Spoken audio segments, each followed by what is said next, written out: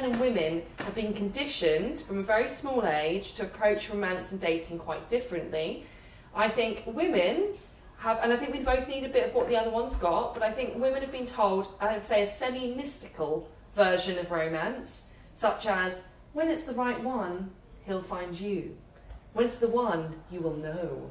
Guys, on the other hand, generally been told, you know what, you're going to have to learn how to approach women, you're going to have to learn how to become better with women, so they have a much more of a practical, step-by-step approach to dating.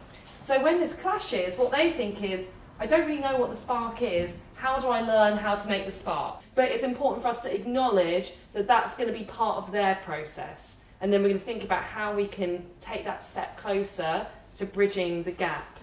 So flirting is not a dirty word. Flirting is actually something that I want us to get a little bit more on board on. Now, a big part of this is obviously, you've been saying, well, if it is going well, how in the world do I swap numbers with him? Or how do I signal that flirtation? I definitely think it's finding common ground. That was what made it easy.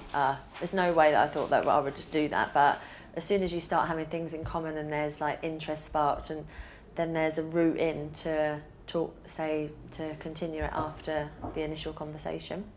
The other thing that we can do is you can actually show enthusiasm when he mentions something that he's interested in. Oh, you've just, is that, what's that in your bag? Is that rock climbing stuff? You know what, I keep meaning to try bouldering, but I'm too much of a wimp so far to do it. But at the beginning, he's not going to know where he is, so we want to give him the confidence to step forward and ask. It took a bit of, it took probably 20-30 seconds for him to be a bit more comfortable, or a minute maybe, I don't know. Longer, yeah. This full conversation, I wish I'd filmed the whole thing of the Apple Store, because you see the guy who was like, what's going, he looked quite closed off, and then he looked shy, and I was like, Bit bashful. We went for bashful. Yeah. I haven't used the word bashful since I watched Snow White, but the bashful was like coming to me as a word. It's definitely it. And then I saw how he turned towards you, and I was like, he's just a well-dressed, handsome, shy guy. Good old Gregory. Good old Gregory. Because as we were talking to him, you'd say, oh, you know what? I should probably get back to my friends. So even though I'm gesturing like, hey, I'm going to leave, I've got the physical contact is there. So this is me thinking, this is your warning, mate. So I'll do the fake leave, and then, but you know what? It's actually been so nice talking to you. So it's the variation, because it's the body language. It's obviously if you're like this with someone too, whoa, way too much. Rosie's like, too intense. Also, if you're too dismissive, it's also, or too far away, or maybe your arm. Also, I was noticing as we're walking around, when you're going out and you're meeting people, are your arms folded in front of you? Have you suddenly got little, like, balls your fists because you're like, oh, this is confrontational, I don't like it. You know, is your body language too closed off? So you want to have that combination of having nice open body language, and we can use, again, that magical P for proximity for how close we're orientating in. So that bit is like, oh wow, she's going. And then, but it's been so nice talking to you. And you're giving all of that attention back again. It's that variability which creates a lot of flirtation.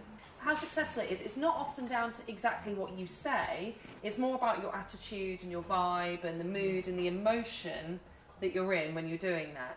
So are you speaking to him in a really like, you alright, how's it going? You know, are you going too matey, friendly? Are you feeling awkward?